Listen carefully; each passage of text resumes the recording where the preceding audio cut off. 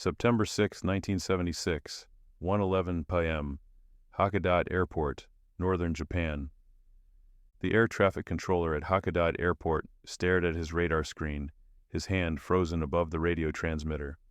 An unidentified aircraft, no transponder signal, no flight plan, no warning, was descending rapidly toward Japanese airspace.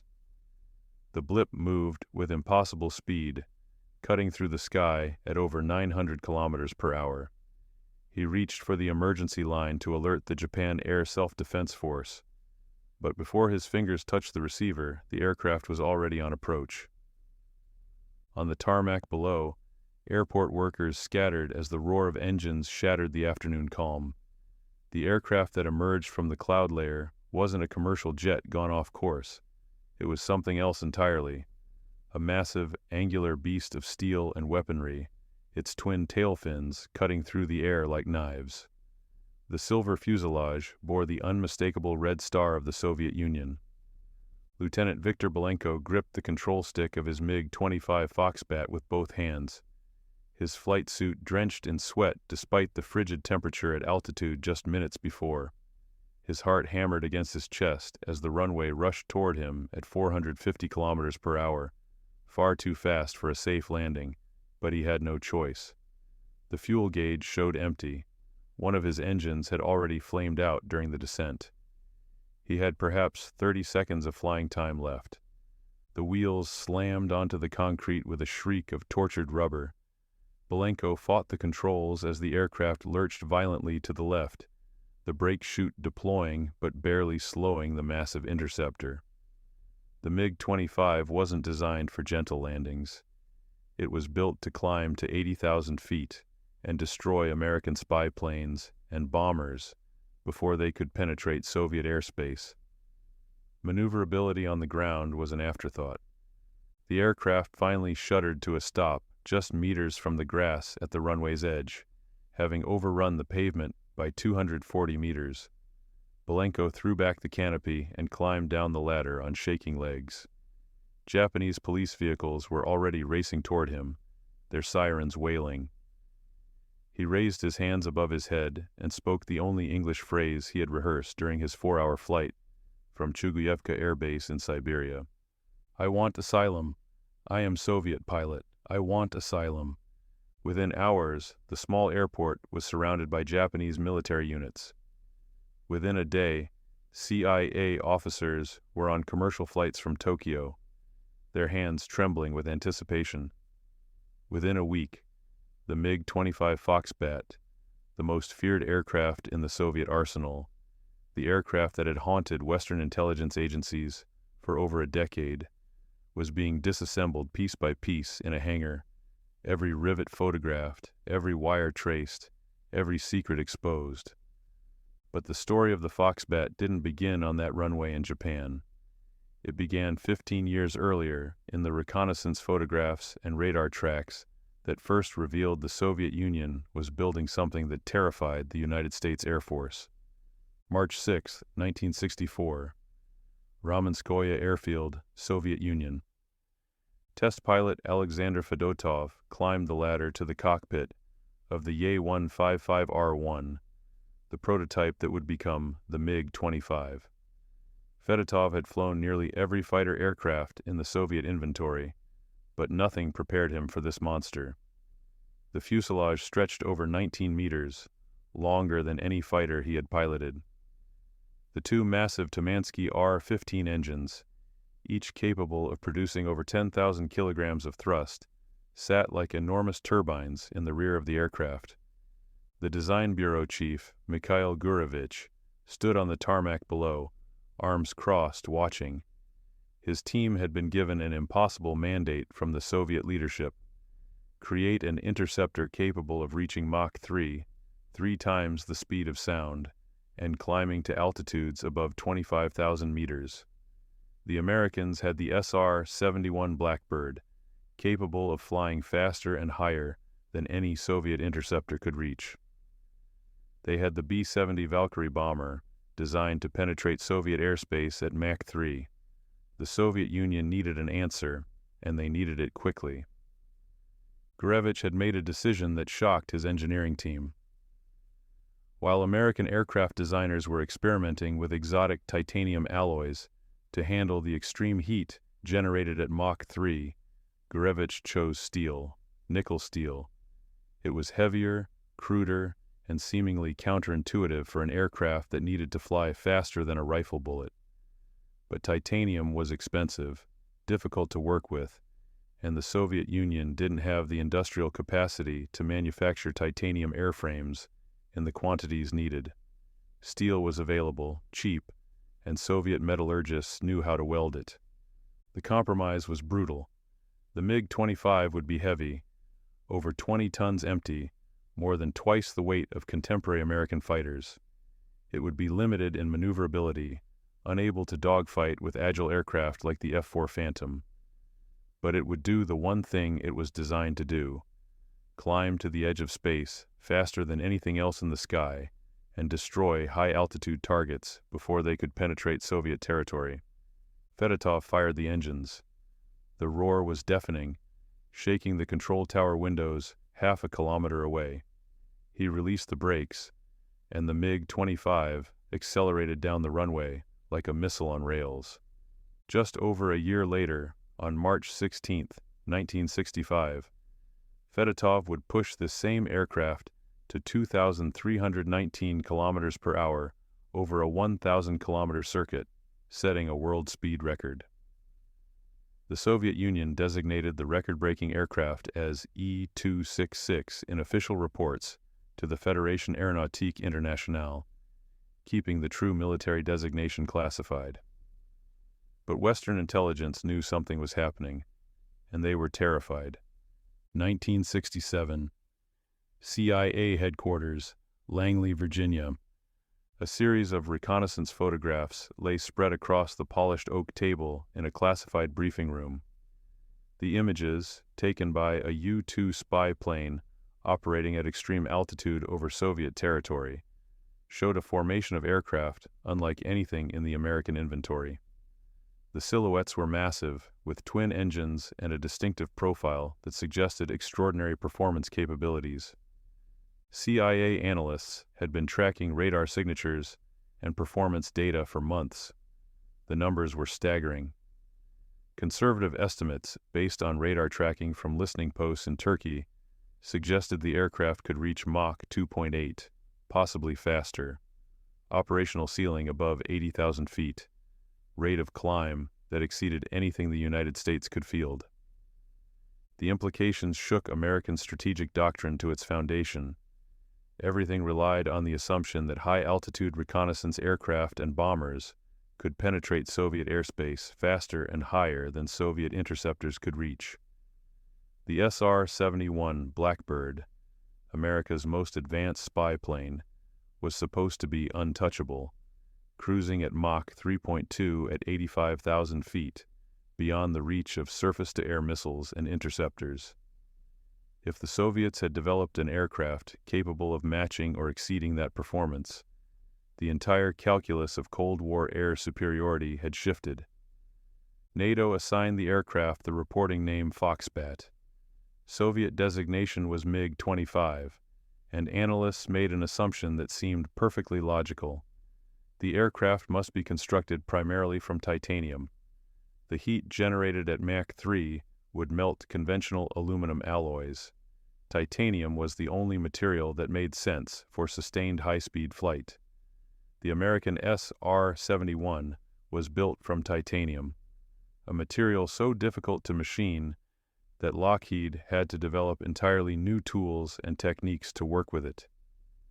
If the Soviets had mastered titanium fabrication at scale, it represented a massive leap in their metallurgical capabilities. What the CIA didn't know was that they were wrong. The MiG-25 wasn't titanium, it was steel. And in their assumptions about Soviet capabilities, American intelligence had created a monster far more capable in their imagination than it was in reality. July 9, 1967, Domodedovo Airfield, Moscow. 4 MiG-25 prototypes screamed across the sky, above the airshow celebrating the 50th anniversary of the October Revolution. The crowd below watched in awe as the massive interceptors performed high-speed passes. The announcer's voice boomed across the airfield. Interceptors capable of Mach 3.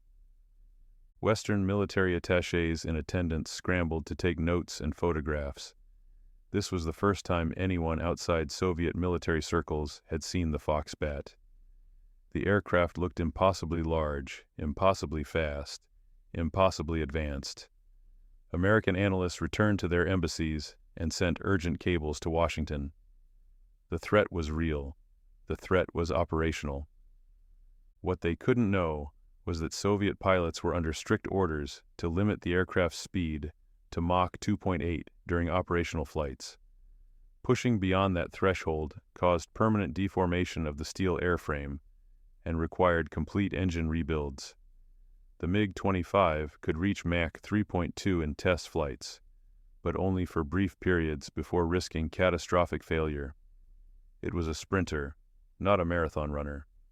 1973, Dolinsk, Sokol Air Base, Sakhalin Island. The mission briefing had been clear. American SR-71 reconnaissance aircraft had been making runs along the Soviet coastline, photographing naval installations and missile sites. Soviet surface-to-air missiles couldn't reach them. Conventional interceptors couldn't catch them. The MiG-25 was the only aircraft in the Soviet inventory with any chance of making an intercept. A Soviet pilot performed his pre-flight walk-around, his gloved hand running along the cold steel fuselage. The aircraft looked brutal, angular, like something designed by committee with function as the only consideration. The cockpit visibility was limited. Thick steel frames broke up the canopy glass, necessary to maintain structural integrity at extreme speeds, but frustrating for a pilot trying to acquire visual targets. He climbed the ladder and settled into the ejection seat.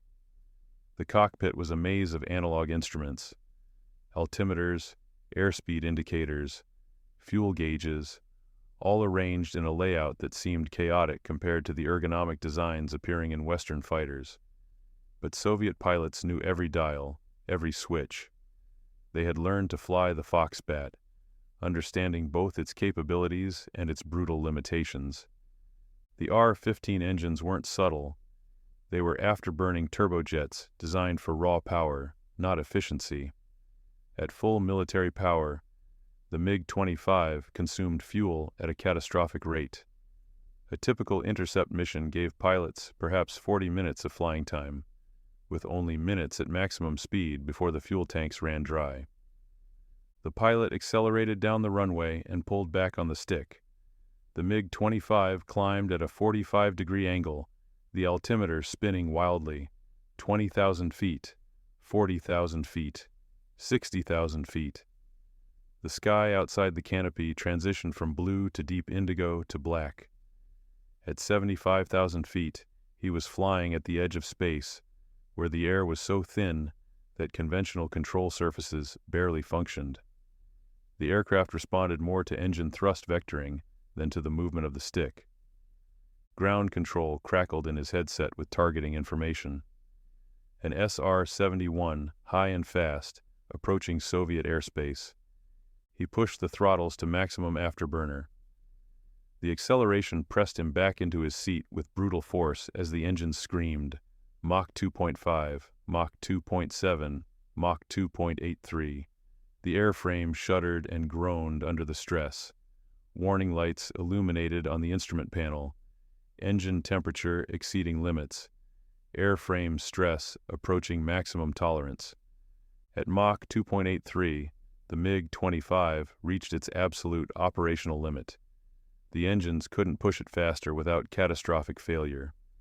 The steel fuselage was heating to temperatures that would cause permanent deformation of the metal structure. He maintained maximum speed for as long as he dared and watched his radar scope. The SR-71 remained beyond reach, still accelerating, still climbing, untouchable. He pulled the throttles back and began his descent. Fuel gauges already showing critical levels.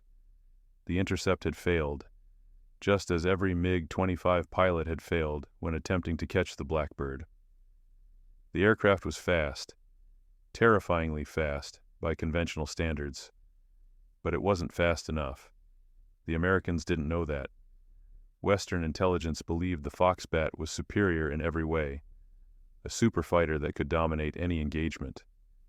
The reality was more complex, more nuanced, and in many ways more impressive as an engineering achievement within brutal constraints.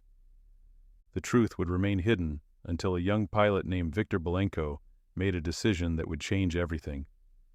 September 6, 1976, 9:47 a.m. Chuguyevka, Air Base, Siberia.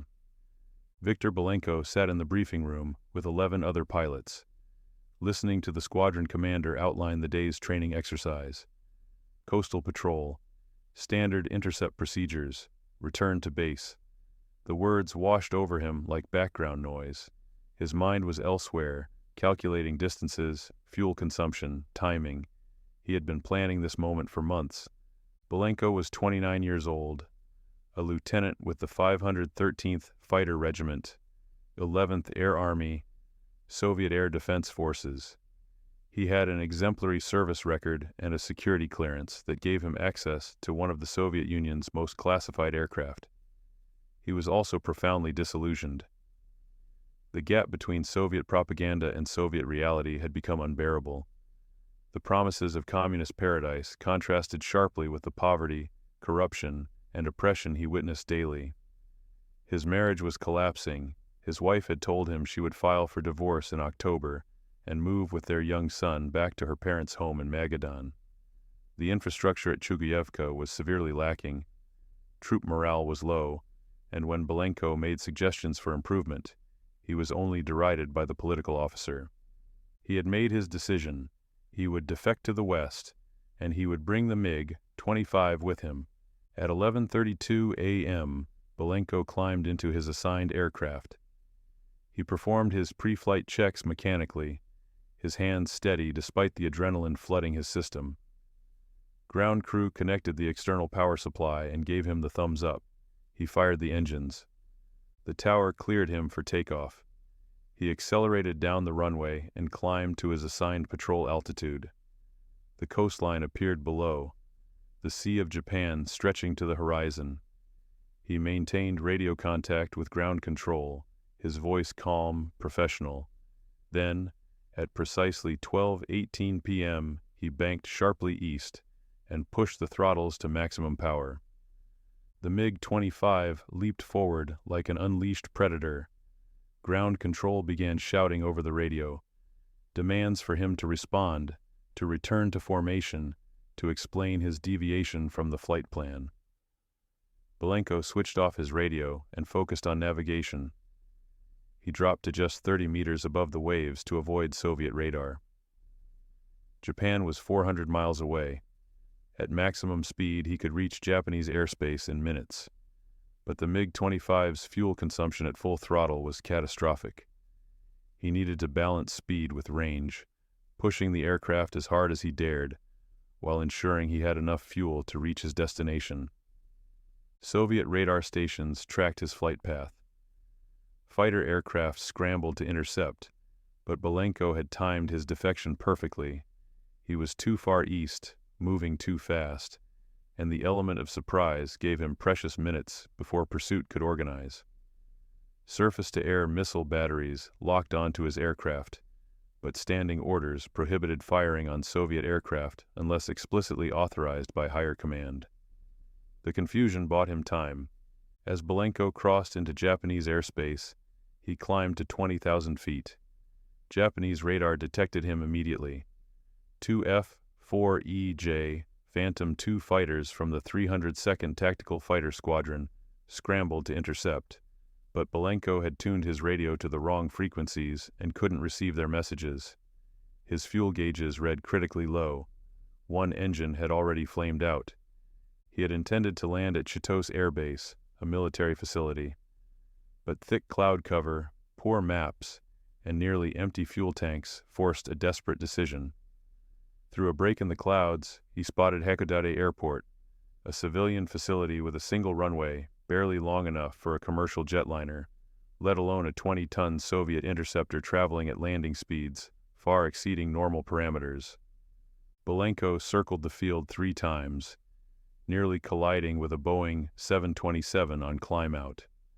With seconds of fuel remaining and 1 engine dead, he committed to the approach. He deployed his landing gear and brake chute and brought the massive interceptor down onto a runway, never designed to accommodate military aircraft. September 25, 1976. Hyakuri Air Base, Japan. The American and Japanese analysis team had been working around the clock for 19 days, and what they discovered had shattered decades of assumptions about Soviet aviation capabilities. The MiG-25 had been carefully disassembled under a diplomatic agreement that allowed Western experts to examine the aircraft before its return to the Soviet Union. Every component was photographed, measured, analyzed, and catalogued. American military analysts compiled findings that would fundamentally alter Western understanding of Soviet military technology. The aircraft was indeed capable of extraordinary speed, but the reality was far more nuanced than CIA estimates had suggested. The fuselage was constructed from nickel steel, not titanium. Approximately 80% steel, 11% aluminum, 9% titanium. The decision was brilliant in its practicality. Steel could be welded using conventional techniques available throughout Soviet industry, while titanium required specialized facilities and expertise. The trade-off was weight and heat tolerance, but Soviet engineers had compensated with clever design solutions. The engines were powerful but crude by Western standards. Simple, rugged turbojets that prioritized reliability over efficiency. They could push the aircraft to Mach 2.83, but sustained flight at maximum speed caused permanent deformation of the airframe and required complete engine rebuilds after each mission. The operational ceiling was genuinely impressive at 80,000 feet, but maneuverability at that altitude was severely limited. The electronics were the biggest surprise. Instead of sophisticated solid-state components, the MiG-25 used vacuum tubes, Nuvastor technology that Western designers had largely abandoned. The decision seemed backward until analysts understood the reasoning. Vacuum tubes were resistant to electromagnetic pulse effects from nuclear weapons and were more reliable in extreme temperature variations. The radar system was powerful, 600 kilowatts, so powerful it could potentially harm living tissue at close range, but it lacked the precision and target discrimination of contemporary Western systems. The weapon system revealed the aircraft's true purpose. The MiG-25 carried 4 massive R-40 air-to-air missiles designed to destroy large, non-maneuvering targets, bombers and reconnaissance aircraft flying predictable straight-line courses at high altitude. Against agile fighters in a dogfight, the Foxbat would be nearly helpless. Its turning radius at high speed was measured in kilometers. A pilot attempting aggressive maneuvering at Mach 2 would black out from G-forces or tear the wings off the aircraft. American analysts realized they had been fighting a phantom. The MiG-25 was not the superfighter they had feared. It was a highly specialized interceptor designed for a specific mission profile, destroying high-altitude bombers and reconnaissance aircraft before they could penetrate Soviet airspace. Within those parameters, it was exceptionally effective. Outside those parameters, it was severely limited. The Soviets had built exactly the aircraft they needed with the resources they had available. The West had built the aircraft they feared the Soviets had built. October 15, 1976. Pentagon Briefing Room, Washington, D.C. The implications of Belenko's defection rippled through American military planning. The F-15 Eagle, designed partially as a response to the perceived threat of the MiG-25, was revealed to be over-engineered for its actual opponent. The CIA's assessment of Soviet technological capabilities was fundamentally recalibrated.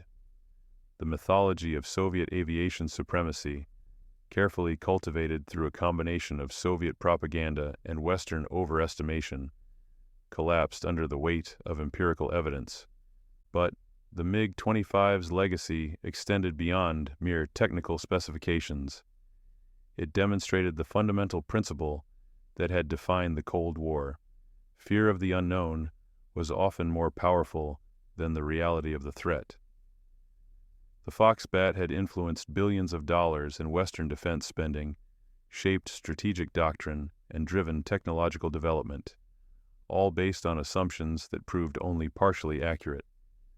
Belenko himself was granted political asylum by President Gerald Ford. The Soviet government demanded his return, along with the aircraft, and even charged Japan $10 million for damages. Japan countered with a bill of $40,000 for damage to Hakata Airport and shipping costs. Neither bill was ever paid. The Japanese government, caught between diplomatic pressure and intelligence cooperation with the United States, eventually returned the disassembled MiG-25 to the Soviet Union in 30 crates aboard the Soviet cargo ship Tygonos on November 15, 1976. But the damage to Soviet aviation secrecy was catastrophic and irreversible. American and Japanese analysts had documented every detail. The MiG-25 continued to serve in Soviet and later Russian military units for decades after Belenko's defection, eventually being retired in the early 2000s. Production ended in 1984 after 1,186 aircraft were built. But the mystique was gone. Western pilots no longer feared the Foxbat as an invincible superfighter. They understood its capabilities, its limitations, and most importantly, its purpose. Belenko started a new life in the United States. In 1980, Congress passed a special law granting him citizenship, signed by President Jimmy Carter. He became a consultant to the U.S. military and aerospace industry, married an American woman, and had 2 children. The Soviet Union spread false stories about him being killed in a car accident or captured and executed. Belenko kept a low profile for decades, rarely granting interviews, always aware that the Soviet government had long memories.